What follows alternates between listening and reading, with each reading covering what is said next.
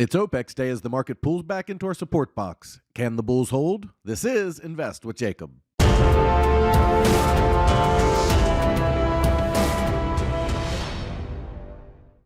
Okay, guys, so the market shot higher early in the trading day today, and I told my trading team that this was likely a B wave and we should expect a C wave on the back of this, and that looks like what is playing out. The market moved up toward the 3740 region before rejecting and moving back down into our support box. The question now is, can the bulls hold? I'll get into that in just 1 second, but first, if you're new here, welcome to the show, guys. My name is Jacob Gabbard, and this is Invest with Jacob, where we use Elliott Wave Theory to break down the SP 500 and the NASDAQ. I highly encourage you to hit that subscribe button down below so that you can get that daily S&P update, that trade setup, and our buy alert.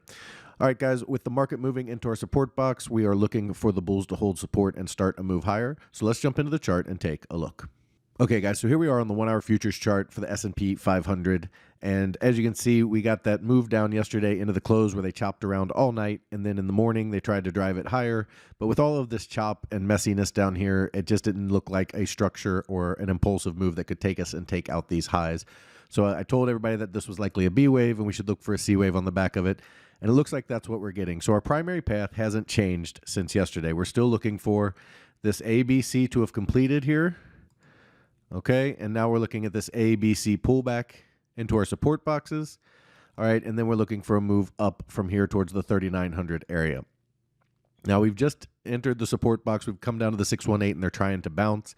I don't think they're ready to yet, just based on the couple of bars I'm seeing here. It doesn't look like a structure that's going to bounce. The target for this C wave is 3650, which is a little bit below where we just bottomed right here.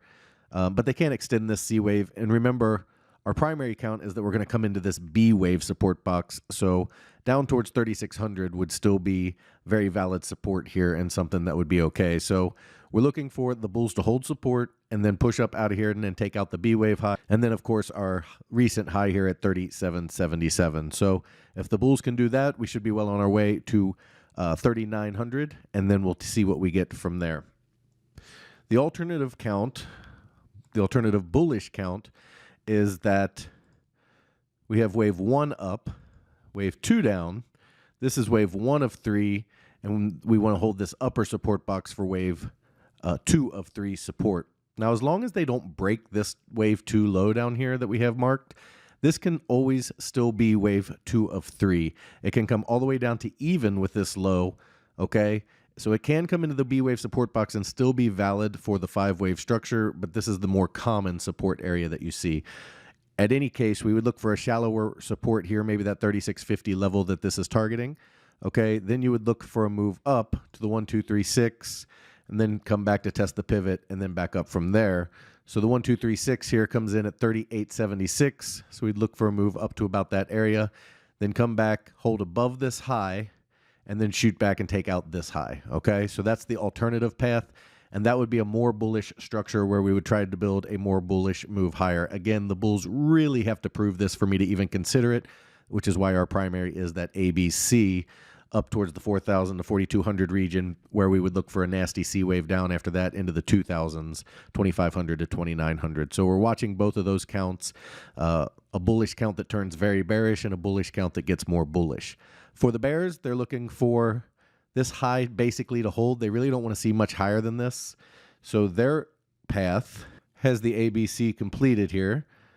Okay, and we're starting to move down in an ABC in wave 5. That would take us down to the 3250 to 3450 regions. And if that's the case, okay, you'd still, I think, see this ABC, and then we'll see a bounce up wherever this C wave bottoms. And that would be the B wave. So this ABC would be A, then you'd get a B wave up, then you'd get a C wave down towards the 3250 to 3450 area. And the reason it's an ABC here, guys, I know many of you are going to ask this question. The reason it's an ABC is because off the top, we are tracking a diagonal.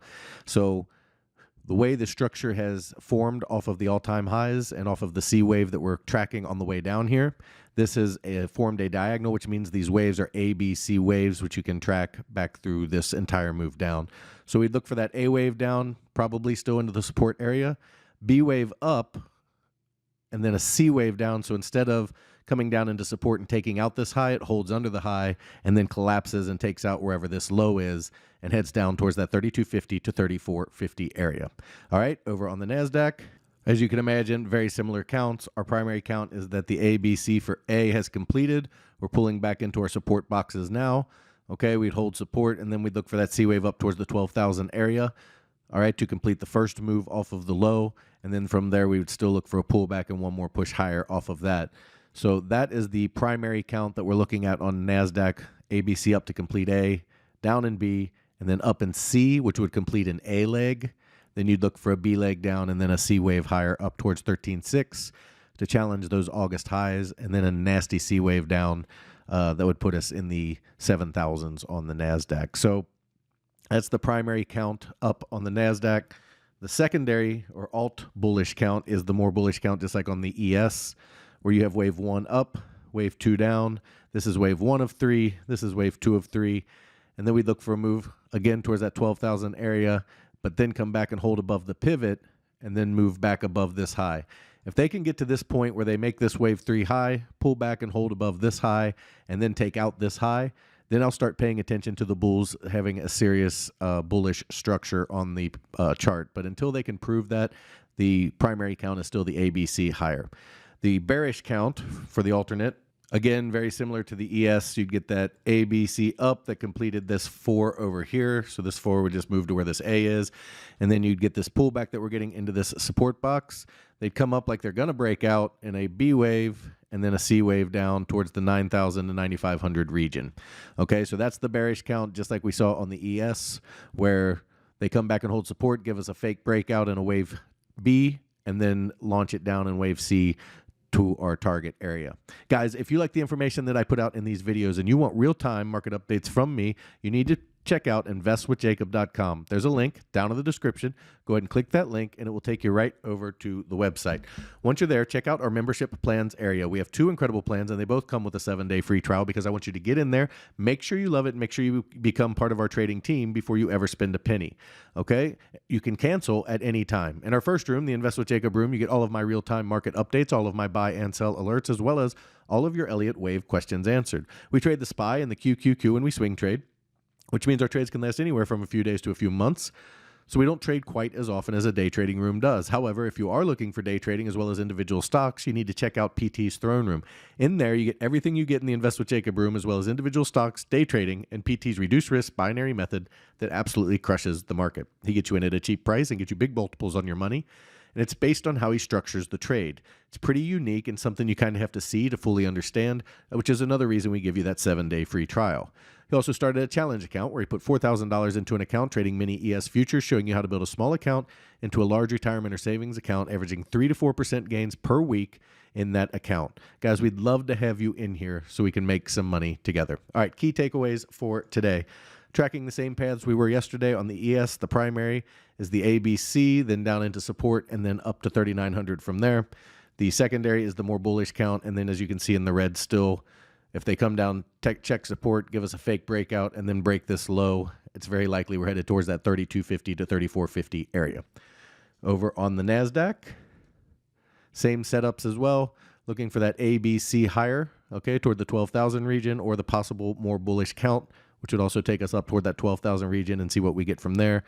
And the bearish alternative, as you can see still on the screen here, the ABC is completed. We're getting the A wave down in the bear count. We get a wave B that looks like it's going to be a breakout and fails. And then a C wave down that takes out wherever this low is. That points us down towards the 9,000 to 9,500 zone. Guys, it's the weekend. Grab yourself a drink, enjoy your family, do something fun, get away from the computer, and I'll talk to you next week.